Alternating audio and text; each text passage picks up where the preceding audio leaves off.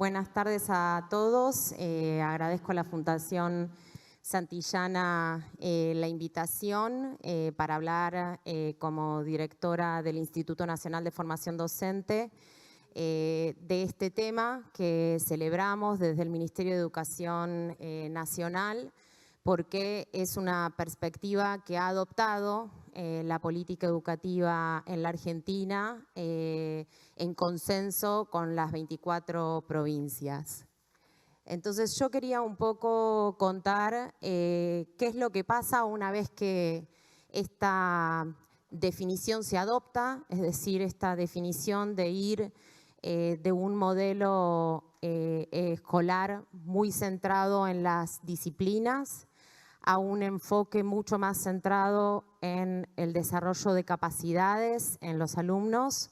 ¿Qué implica esto, digamos, una vez que se adopta esta decisión y que además se consensúa federalmente? Porque quería partir de ese punto, digamos, que este año, a fines del año pasado, se aprobó por resolución del Consejo Federal un nuevo marco de organización de los aprendizajes, a través del cual se acordaron 6 capacidades a desarrollar al cabo de la educación obligatoria.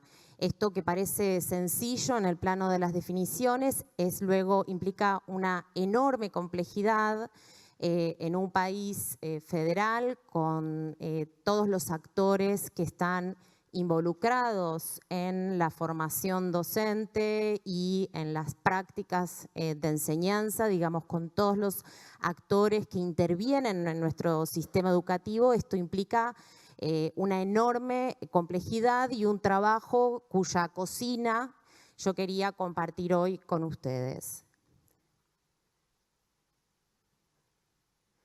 Entonces, estas son las 6 capacidades que ya, digamos, llegar a estas 6 capacidades ya fue todo un proceso de trabajo arduo con referentes técnicos de las 24 provincias, trabajando durante todo 2016 en reuniones periódicas, para terminar acordando que estas serían las 6 capacidades que la Argentina se propone desarrollar desde el nivel inicial hasta el nivel secundario, ¿sí? Por si no se leen bien, estamos hablando de la capacidad de comunicación, resolución de problemas, pensamiento crítico, aprender a aprender, el compromiso y la responsabilidad y el trabajo con otros. En los 2 círculos que envuelven estas 6 capacidades se refieren a las competencias digitales, que son transversales a estas 6 capacidades y a las cuales se va a referir con mayor profundidad Florencia Ripani más tarde. Y también la interdisciplina y el trabajo por proyectos, que también está planteado como un objetivo que tiene que ver con esta idea de ir hacia un aprendizaje más integral, aprendizajes que desarrollen en los estudiantes capacidades para comprender cabalmente, responder y transformar la realidad compleja a la cual se van a enfrentar, tanto en el mundo laboral como en sus vidas personales como sujetos, como ciudadanos, como participantes en la vida cultural y demás. Entonces, partiendo de este consenso, lo que quiero contar es algunos ejemplos de cómo estamos trabajando el desarrollo de estas capacidades a través de la formación de los docentes desde el año 2016.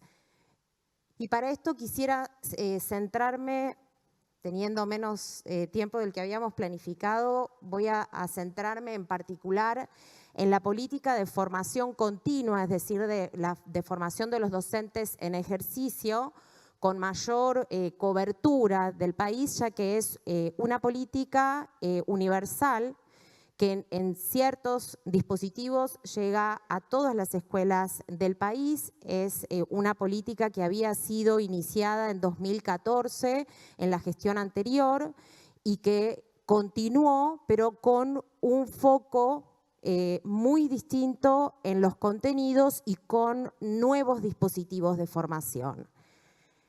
Un primer dispositivo de formación son los círculos para directores.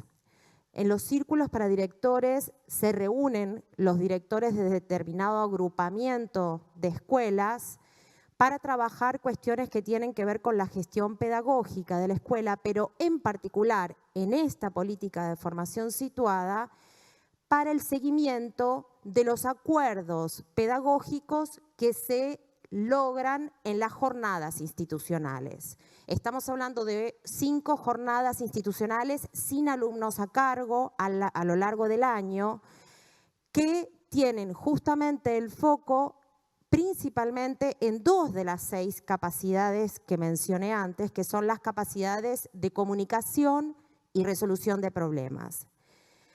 Entonces, a través de guiones, que acá puse solo 2 ejemplos, guiones que elaboran los equipos curriculares del Infod y coordinados por los directores, tienen lugar las jornadas institucionales donde se propone a través de los guiones ciertos acuerdos pedagógicos en el equipo docente para el desarrollo de estas 2 grandes capacidades. La capacidad de comunicación, que comprende tanto la comprensión como la producción de textos, como la expresión oral, y la capacidad de resolución de problemas.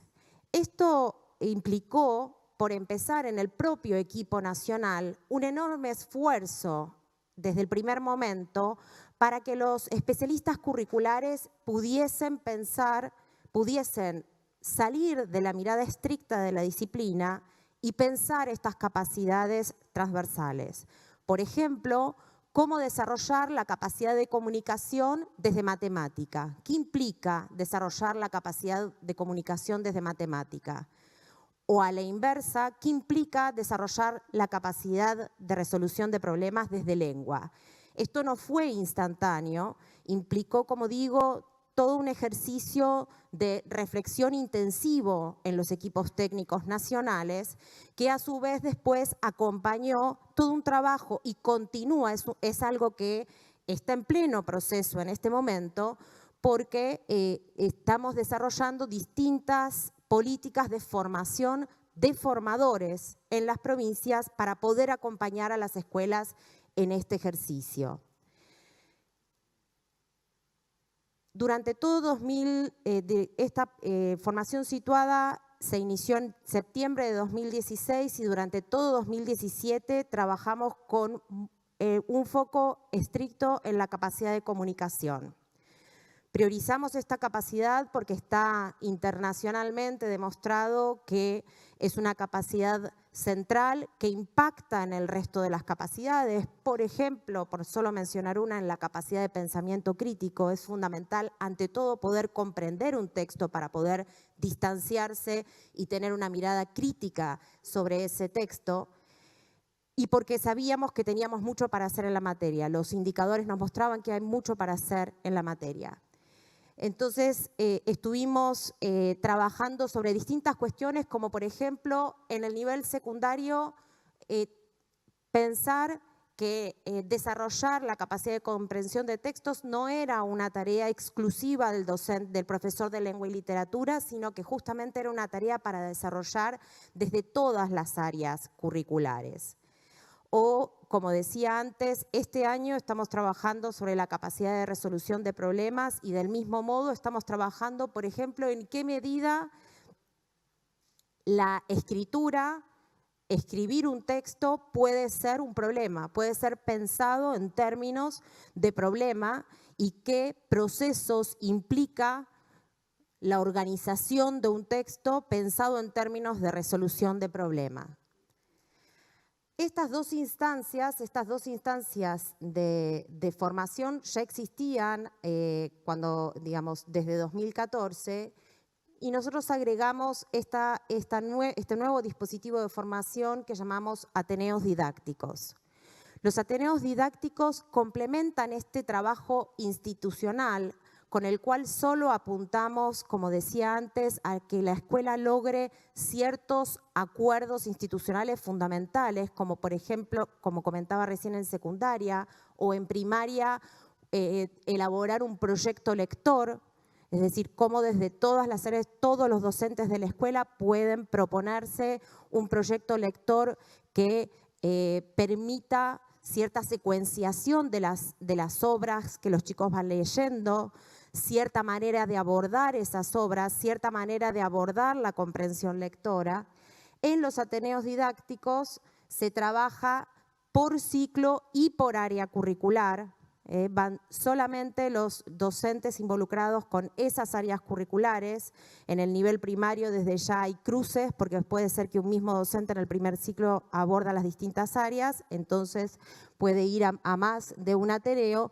Y si bien se trabajan los núcleos de aprendizaje prioritarios del ciclo, siempre es con cruce con las distintas capacidades, las 6 capacidades que mencionaba antes, con distintas dosis. Yo quería compartir lo que estamos recibiendo de todo el país es un enorme entusiasmo de los docentes con la propuesta. Con los ateneos didácticos este año vamos a llegar a más de 200.000 docentes. Quiero decir que los ateneos didácticos suceden generalmente, salvo en unas pocas provincias, en el horario de trabajo. Implica una organización institucional muy compleja, porque el docente que se retira al ateneo debe ser reemplazado. Estoy contando cuestiones domésticas, pero que hacen a las dificultades o a la formación docente. Y el año pasado llegamos a la mitad y este año tenemos planificado más de 200.000 docentes asistiendo a ateneos, que son instancias de formación que implican un primer encuentro donde se propone nuevamente a través de guiones elaborados por los especialistas curriculares del Infod una propuesta de trabajo para el aula. Los docentes discuten colectivamente sobre esa propuesta, la ajustan a su realidad y a sus posibilidades, la implementan en el aula, vuelven a reunirse una segunda vez, vuelven a conversar con sus colegas sobre qué pasó con esa secuencia didáctica en el aula, vuelven a desarrollar esas estrategias y se encuentran en un tercer encuentro que es el último. Quiero decir que es una propuesta de formación enteramente centrada en la práctica y que apuesta a la inteligencia colectiva. Es decir, que también a través de la misma pedagogía de la formación estamos apuntando a desarrollar estas capacidades que se espera desarrollar en los alumnos. Pensamiento crítico, trabajo con otros, y que estamos percibiendo una excelente recepción por parte de los docentes. Hay mucha demanda por aumentar la cobertura de ateneos y que la apuesta es poder involucrar en mayor medida a los institutos de formación docente, porque hasta ahora, cuando se inició el llamado PNFP, Plan Nacional de Formación Permanente, que ahora pasamos a denominar formación situada, porque consideramos que es una formación situada en la escuela, se desarrollaba a través de contrataciones, un ejército de contrataciones en las provincias y nosotros venimos planteando y progresivamente lo estamos logrando, que los institutos de formación docente deben involucrarse en mayor medida en las políticas de formación continua, porque así lo establece la Ley de Educación Nacional, pero además porque es la única manera de institucionalizar la formación continua. Es decir, que los esfuerzos de inversión económica, pero también los esfuerzos de formación de los formadores que participan en la política puedan permanecer, puedan instalarse y esa formación de esos formadores pueda ir profundizándose. Yo quería compartir ahora un testimonio de una docente de Chubut comentando sus impresiones de esta propuesta de trabajo.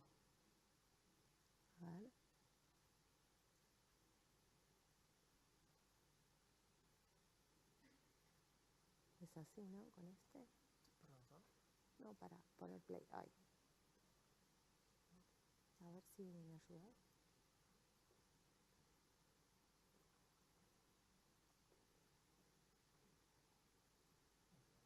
En todas las áreas. ¿Cómo leer y escribir en todas? Sí, van a leer y escribir. En lengua van a leer y escribir. En matemática van a leer y escribir. Y era como, empezó, y en el momento en que en una primera actividad matemática tuvieron que elaborar un breve texto explicativo sobre la resolución de una X situación que se había planteado, y venían todos al otro día, y escribimos esto, pero no sé si está bien, en serio, no entendimos qué es lo que tenía que hacer, y qué era lo que tenía que contar, qué era lo que tenía que explicar. Bueno, ahí volvimos de nuevo, la importancia de esto, porque dejamos la lectura y la escritura solamente delegada a un área específica, y en realidad el trabajo, cuando hablamos de trabajo integrado y de saberes integrados, estamos hablando en serio, y el trabajo, para hacerlo en serio, te demanda mucho más tiempo y te demanda mucho más trabajo, valga la redundancia, ¿no? Entonces, cuando tuvieron que escribir un texto en matemáticas, quedaron todos descolocados, o como el día que les hice llevar un mapa en naturales. ¿Cómo un mapa en naturales? Sí, un mapa en naturales, un planiferio para ciencias naturales, porque lo vamos a trabajar. Y era como que, lo que decía Mayra, ¿no? Lo que está ya arraigado. Yo lo aprendí, el mapa en sociales, la cuenta en matemáticas. En todas las... ¿Cómo? Y para continuar, para volver a la presentación.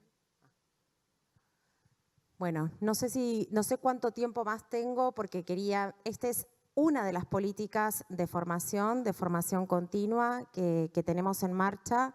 Esta política de formación situada se complementa con la formación especializada, que aborda temáticas más específicas, muchas de ellas también centradas en el desarrollo de capacidades, que se trata de cursos virtuales de 3 meses, que como decía, también tienen foco en distintas capacidades de las 6 planteadas, por ejemplo, cómo desarrollar las capacidades socioemocionales en el aula.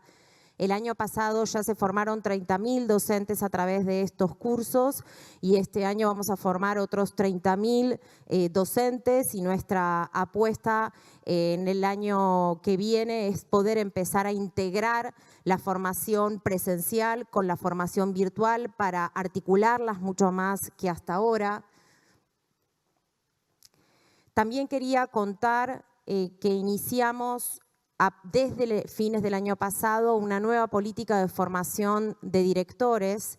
Desde el año pasado arrancamos con la formación de una red de formadores de directores, 250 formadores de directores, muchos de ellos pertenecientes a institutos de formación docente, por lo que comentaba hace un momento, por la preocupación de institucionalizar la formación continua. Y logramos en marzo de este año sacar por resolución del Consejo Federal unos lineamientos federales para la formación de directores y supervisores. Esos lineamientos establecen las capacidades que deben desarrollar los directores y supervisores, pensando, por ejemplo, la carrera del director como dividida en 4 tramos, y esas capacidades precisadas, digamos, en distintos niveles de profundidad en cada uno de esos 4 tramos.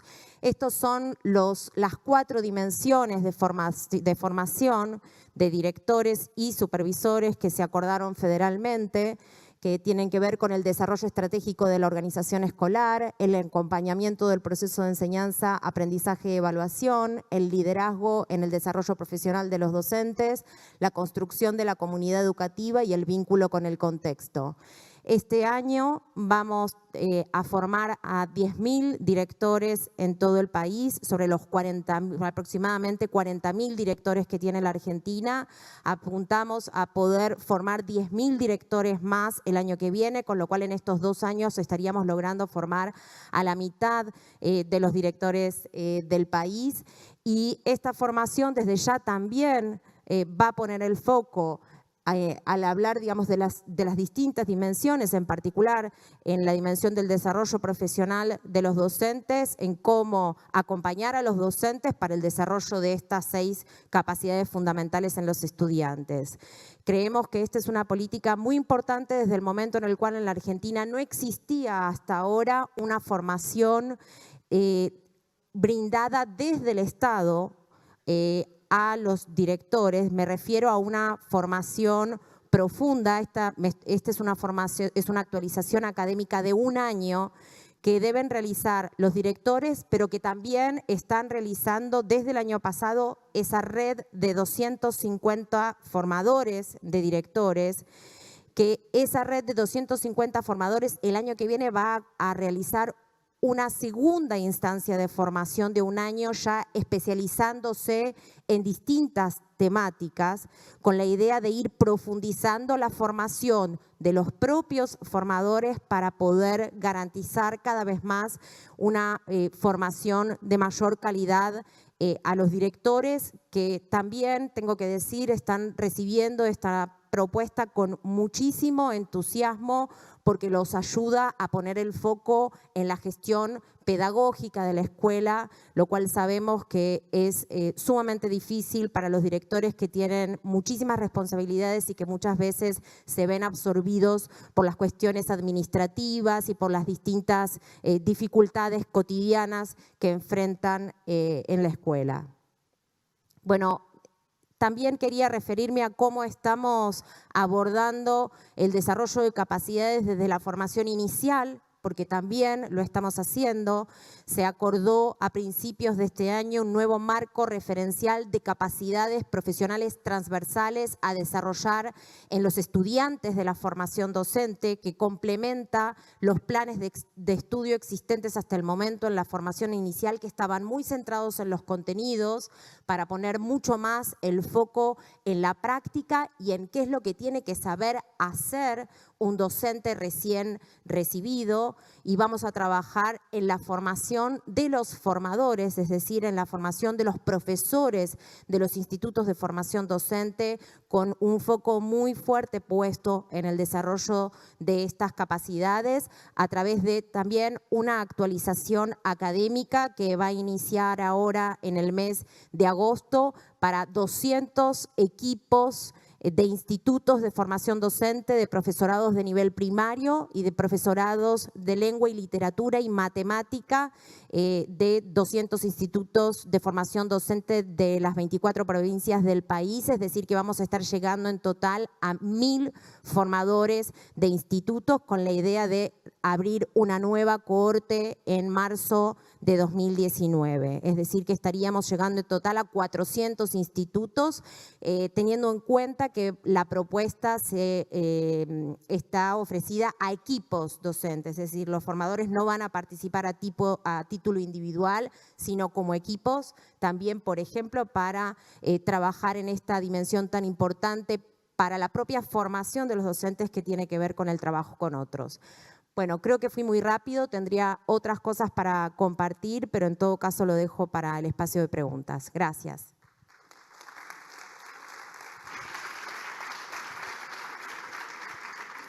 Gracias, Cecilia. Continuamos con Marcos y después abrimos para el diálogo. Muy bien, buenas tardes. Gracias por la invitación a Santillana, Hilda, muchas gracias. Yo parece que voy a hablar de una cosa distinta, porque ahí me pidieron que hablara de liderazgo. ¿Cuántas personas aquí tienen cargos directivos? Levanten la mano. Ajá, bien, bien.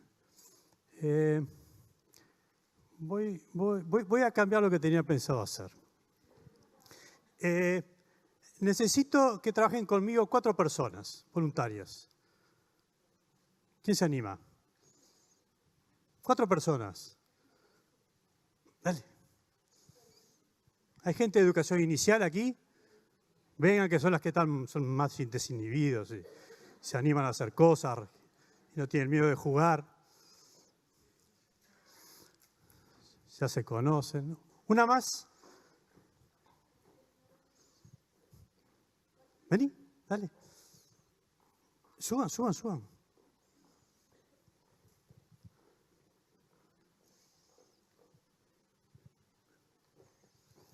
Esto que estaba planteando Cecilia, por lo menos para mí y para lo que voy a decir, es bien importante. Refiere a la formación de directores.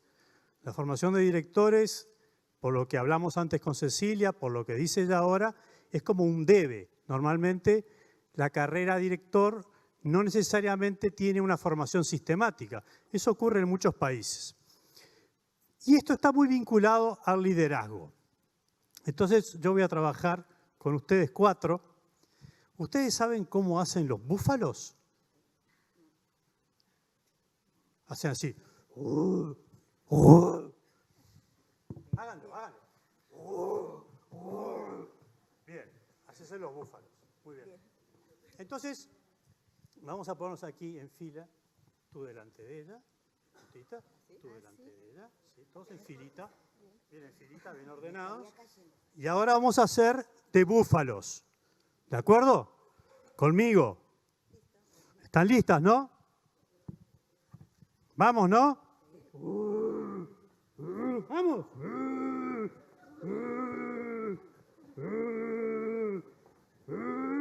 Fuerte, fuerte los búfalos. Muy bien. ¿Tú para dónde ibas? Para allá, ¿Por qué? porque te seguía. Ah. Yo la seguía a ella y a vos. Igualmente. ¿Y vos para dónde ibas? Para ahí. Bien. ¿Saben cómo hacen los pavos? No. Seguro que no. A ver. Sí. Cambiemos el sonido. ¿Cuál? Cambiemos el sonido, Dale. por lo menos. No sé. ¿Está bien? Dale. Bueno, muy bien. Entonces ahora nos vamos a disponer como pavos. ¿Sí? Entonces yo me voy a hacer para aquí. 2 de ustedes aquí. No, los tacos. Yo voy que estoy. Y 2, tú ahí. ¿Están listas? Estamos. ¿Vamos a volar? Volvemos. ¿Cómo era el sonido? ¿Qué hacías? Y de Seguimos haciendo lo repente mismo. yo me puedo cansar de tanto. Y te voy a pedir a ti que vengas aquí. Tú aquí. Y yo aquí. ¿Lista? Volemos. Muchas gracias.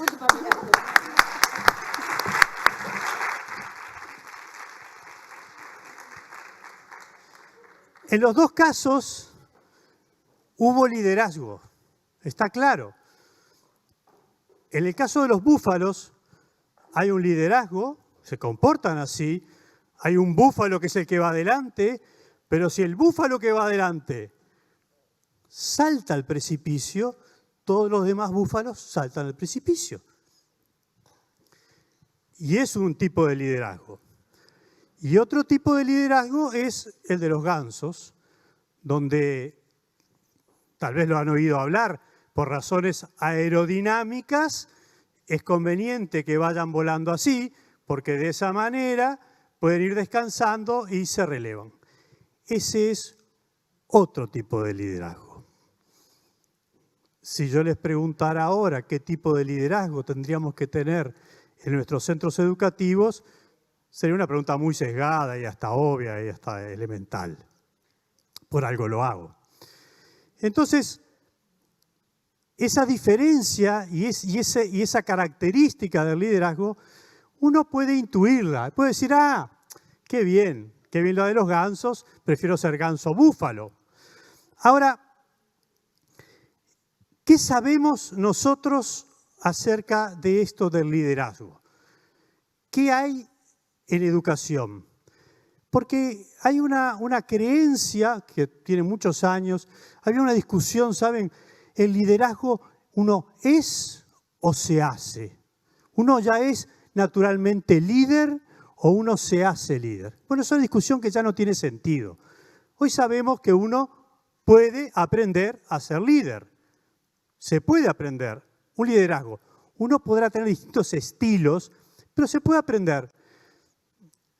Cuando yo empecé a formarme, hace muchos años, no había casi investigación en educación. Cuando uno hablaba de los centros educativos como organizaciones, tenía que nutrirse de lo que en las empresas ocurría. Hoy en día tenemos mucha investigación y yo voy a compartir algunas cosas con ustedes.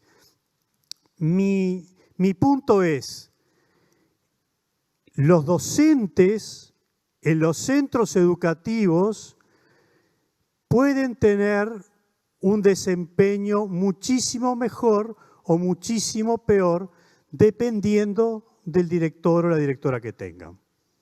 ¿Pueden estar de acuerdo conmigo en eso? Lo hemos experimentado eso. ¿Quién no ha tenido una directora, un director de eso u otros que da gusto trabajar con ellos? Pero eso es intuitivo. Eso nos ha pasado a muchos en nuestra experiencia.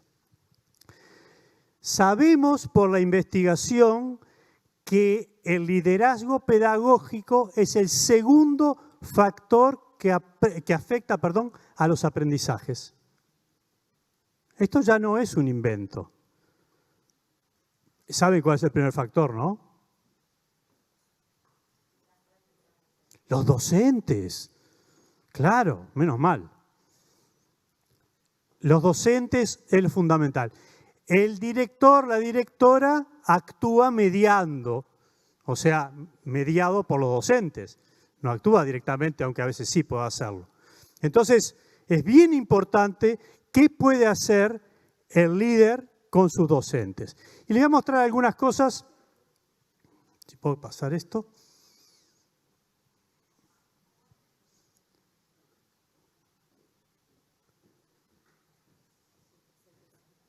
Esta no, esta es la tuya.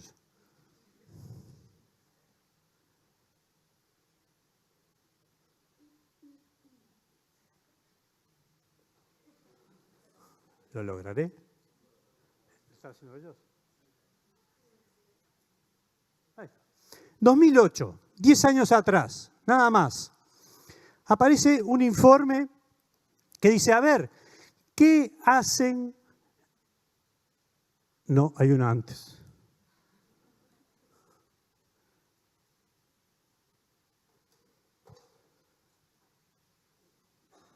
¿Podré yo hacerlo antes?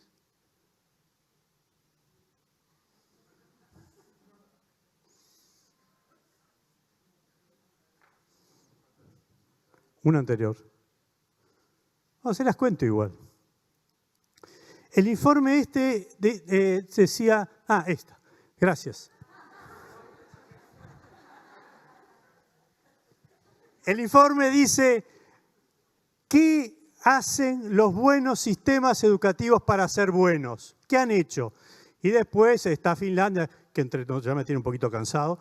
Finlandia, Singapur, todo eso. ¿Qué hacen? Bueno, miren, hacen 3 cosas. Esto es fantástico cuando uno puede decir, bueno, no son 27 cosas, son 3 cosas. Seguimos en la misma. La primera está sintetizada en una frase de alguien que en el estudio ese dice, la calidad de los sistemas educativos tiene por techo la calidad de sus docentes. ¿Llegó? Esto es fantástico. Esto es como para decir, ¡wow! ¡Qué bueno! Esto es la clave. Lo sabíamos, pero claro, ahora lo estudiaron. Ahora lo tenemos comprobado. Los docentes, la calidad de los docentes. Si los países no apuestan por la calidad de sus docentes, por más chirimbolos que pongan, en mi país está el plan Ceibal y las computadoras por todos lados, pero, ¿y la formación de nuestros docentes? El segundo, el desarrollo profesional. Hay que formarlos, pero el desarrollo profesional, lo que planteaba Cecilia. Yo tuve el privilegio de ser invitado por el gobierno de Singapur a estudiar el sistema de formación docente. Ellos ponen más atención en la formación no inicial. La inicial sí, porque les cuento, tienen que hacer primero su licenciatura, después tienen que hacer 3 años de formación pedagógica. Les aviso que durante esos 3 años les pagan $3.300 por mes para que se formen. Pero los que van a la formación docente son los que están en el 15% superior de su licenciatura. Y después de los que pasan esos 3 años, eligen a uno de 6. O sea que hay que llegar. Pero invierten en el desarrollo profesional. Es fundamental. No es cuestión hoy en día solo aquello que, bueno, termina siendo maestro y ya está. El desarrollo profesional docente es continuo. Y lo otro, todos aprenden, ¿no? Y hablaron mucho de la inclusión, de no dejar a nadie atrás. Todos tienen que aprender. Esas son las 3 claves que tienen los sistemas educativos buenos. Ese mismo año aparece un estudio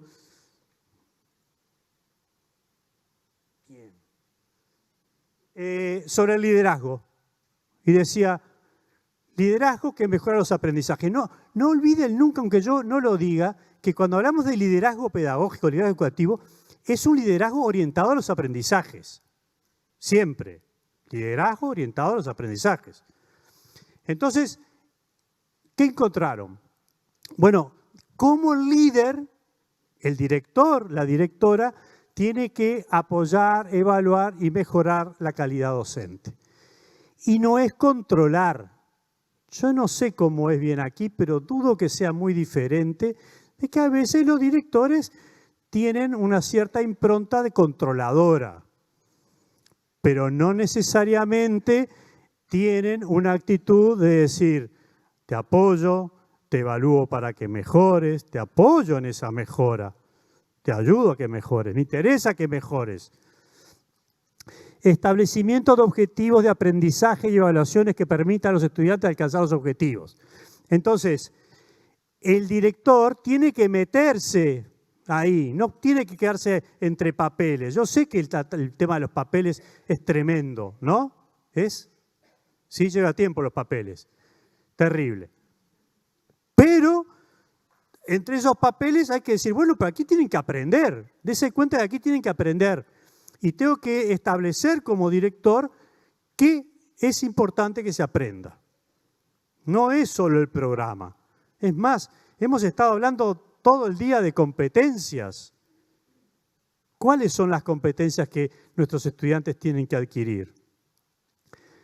¿Cuáles son las evaluaciones? He visto gente que declara trabajar por competencias y cuando evalúa como toda la vida. Es muy fácil ver quién trabaja por competencias y quién no. Vean cómo evalúan. El que evalúa la memoria y repetir lo mismo, ese declarará por competencias, pero no está trabajando por competencias. El uso estratégico de los recursos, pero los recursos asociados a la pedagogía, y luego un vínculo con otros actores de la sociedad, ustedes ya lo saben, el barrio, las comisiones, lo que sea. ¿De acuerdo? Ese mismo año que salió el otro informe, salió poniendo ya la OCDE mucho acento en el liderazgo.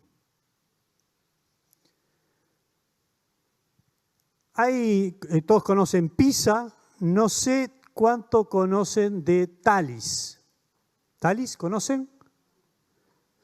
TALIS es lo mismo que PISA, pero para profesores y directores. Es decir, trata de hacer una encuesta en los países de la OCDE y otros más, de cuáles son aquellas cosas que están haciendo directores y profesores.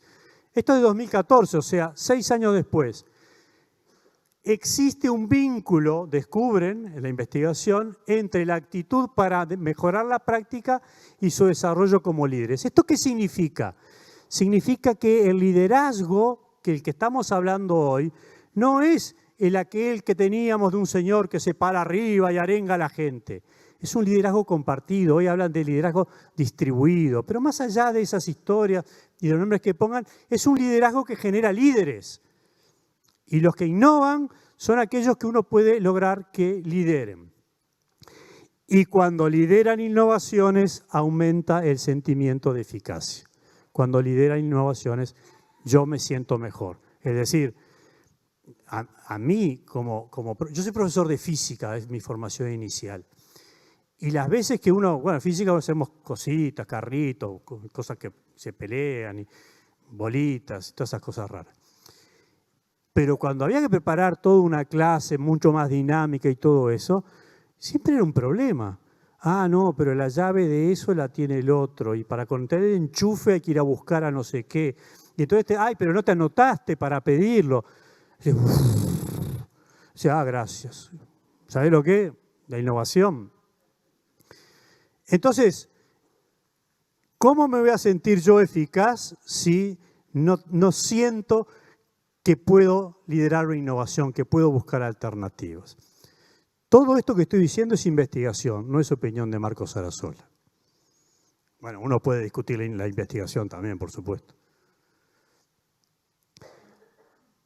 Hoy ya lo dijeron, cuando presentó Mariana el libro, a mí la verdad que me dio mucha envidia la presentación de Mariana. Fue el primer sentimiento que tuve.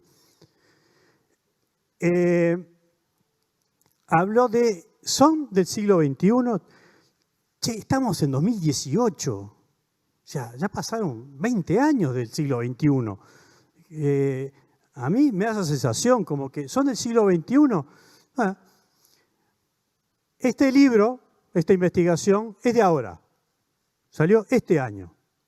Este año. Es muy interesante. Entre otras cosas, hay todo un capítulo, ven que dice cómo construir un sistema educativo para el siglo XXI, porque no es solo que estudiantes, ¿qué sistema educativo necesitamos en el siglo XXI para esas competencias? Y ahí dice, tomo la parte de los líderes, dice, mire, un sistema educativo del siglo XXI tiene que tener directores que apoyen, evalúen y promuevan docentes de alta calidad. De nuevo, ¿no? 10 años después seguimos diciendo lo mismo. Los directores que apoyen, evalúen, no que controlen, que evalúen para la mejora y promuevan docentes de alta calidad, porque la calidad de los sistemas educativos tiene por techo la calidad de sus docentes. Si los directores no estimulan la mejora y el crecimiento profesional de sus docentes, mal la tenemos. Por eso, qué importante esta propuesta que hacen de decir, bueno, formemos directores que formen docentes, que formen directores y así. Diseño de ambientes innovadores para el aprendizaje. Un diseño que permita más flexibilidad, el tema de las aulas. Hay muchas formas de innovar. Este concepto del control de la calidad a garantizar la calidad.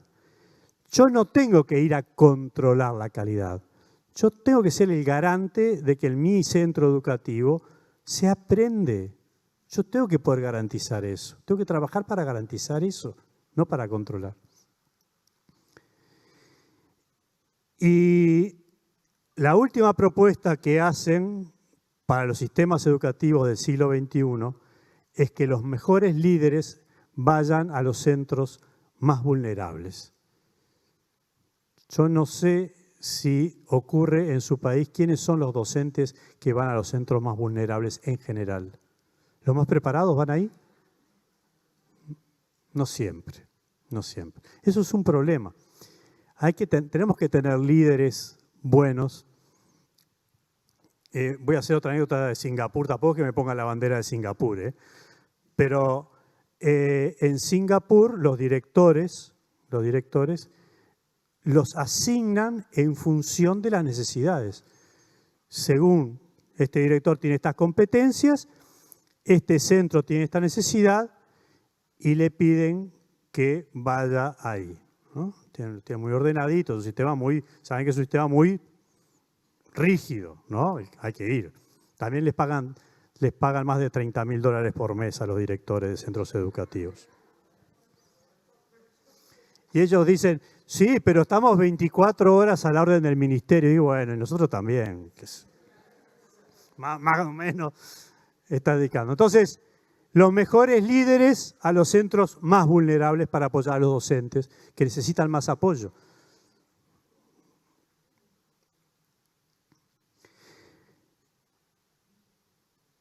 Y quiero terminar con este último estudio que acaba de salir, el 11 de junio, es bien reciente,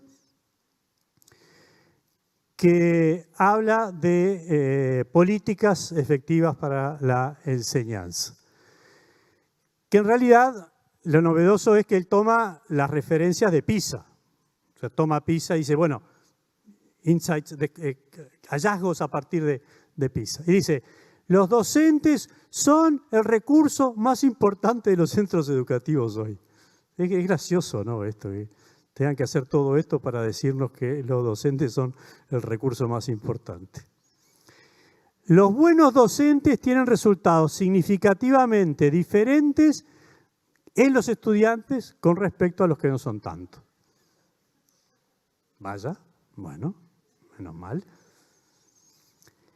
Cada docente puede tener un impacto en la vida de los estudiantes y no son piezas. ¿Esto qué quiere decir? Yo ahí me compliqué en cómo explicarlo esto.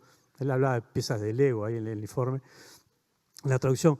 Eso quiere decir que, mire, no somos tornillitos o tuerquitas intercambiables en una máquina, como si el sistema educativo fuera una máquina y todos ustedes son tornillos, porque son todos docentes, son tornillos. Entonces, no es así, no es así, no son intercambiables.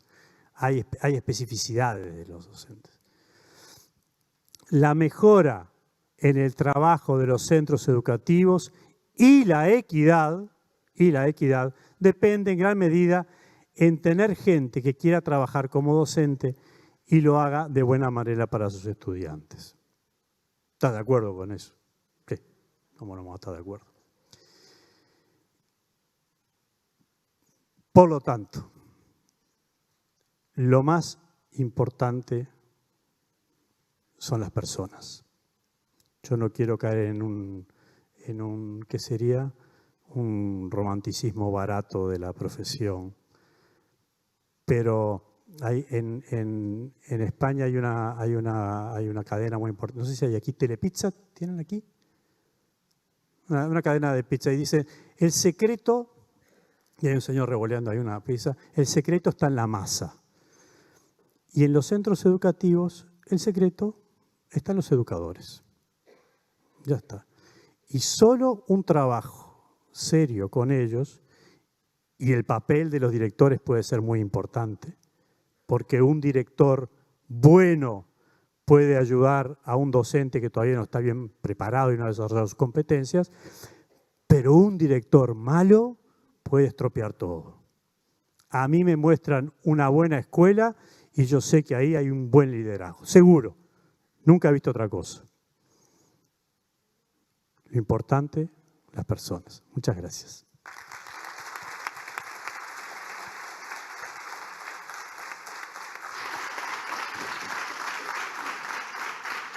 Gracias, Marcos. Y tenemos unos minutitos para una pregunta, que puede ser del público o, bueno, ¿tienes una pregunta por allá? ¿Tenés un micrófono? ¿Dónde estaba la pregunta? Nada, dale, intentamos.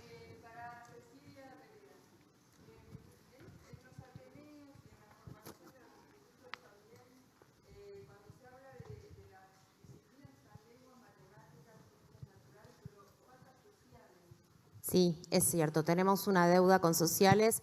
Este año vamos a arrancar, fue una cuestión, cuando hablaba de la cocina me refería a la realidad de la gestión, ¿no? Y hay veces que las políticas están un poco sujetas a ciertas circunstancias y en este caso tenía que ver con los equipos, digamos, con la insuficiencia de equipos para poder desarrollar los ateneos, sencillamente con eso, pero este año están en elaboración los ateneos de ciencias sociales y se van a empezar a ofrecer también.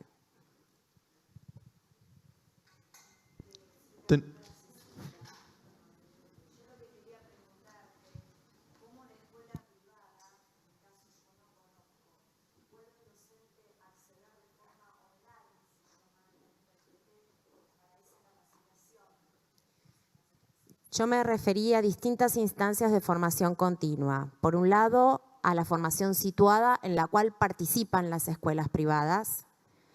Por otro lado, a la formación especializada, que es la formación online, que está abierta por el momento solo a escuelas estatales, eso es cierto.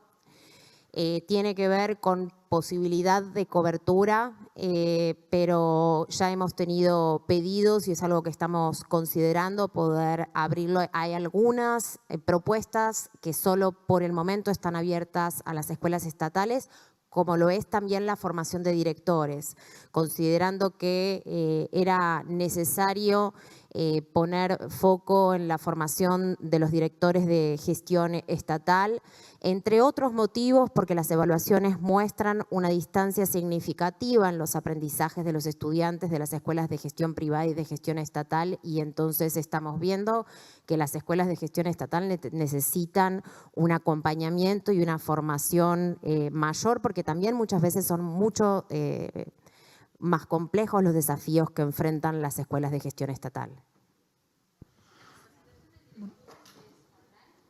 No. ¿De dónde venía la pregunta?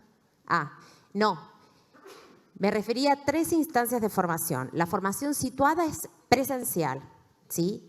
La formación virtual es la de los cursos, ¿sí? Lo que llamamos formación especializada, porque muchas veces esos cursos están centrados o en ciertas capacidades de las 6 que mencioné, o en otros casos también en otras dimensiones de la formación que son necesarias y que no son, y que decidimos no abordarlas en la formación situada, porque es un tiempo muy preciado. Estamos hablando de 5 jornadas al año, por un lado, en el caso de las jornadas institucionales, o de ateneos con 3 encuentros, pero que cubren solo a 200.000 docentes. Es una cantidad muy importante, pero no es el universo.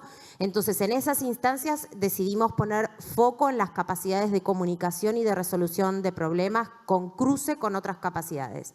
En la formación especializada trabajamos otra multiplicidad de temáticas, como que van desde la educación sexual integral hasta la educación vial, pasando por la educación ambiental, o ciertas capacidades específicas como las socioemocionales que no se desarrollan en profundidad en la formación situada. Ahí, digamos, estos son los cursos cortos de 3 meses de formación especializada. Y en tercer lugar, estamos trabajando en la formación de directores, que en este caso combina modalidad presencial con modalidad virtual. Sí.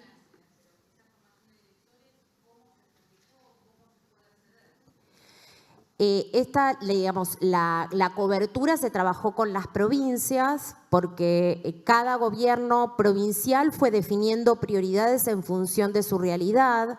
Por ejemplo, la provincia de Río Negro, que está atravesando una reforma importante del nivel medio, decidió que fuesen los directores de secundaria quienes cursaran esta formación.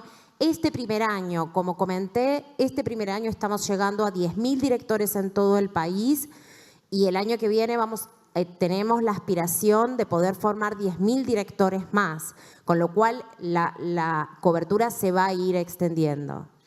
Bueno, muchas gracias Cecilia y Marcos por la exposición, y pasamos ahora al próximo diálogo.